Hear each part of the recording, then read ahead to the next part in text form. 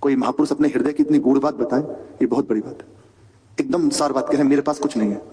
अगर कुछ दिखाई देता है, किसी को कुछ लगता भी है, तो ये भगवत कृपा का चमत्कार है। बस मैं प्रभु का हूं, प्रभु के चरणों का आश्रय ले लिया है, बस यही है। और ऐसे महापुरुष जो सानिध्य में आ गया, निश्चित उसे परम तत्व की प्राप्ति हो गई। उनकी वाणी का जिसने आश्रय ले लिया, जो सुन रहे ना, ये वाणी का आश्रय है, परम रस में स्थित हो जाएगा। ऐसे महापुरुष। हम जो फंसे हुए हैं ना, वे केवल आश्रय में फंसे हैं। संसार का आश्रय, शरीर का आश्रय, मन का आश्रय, और यदि आप आंतरिक भाव से देखें, बुद्धि का आश्रय, साधन का आश्रय, भजन का आश्रय,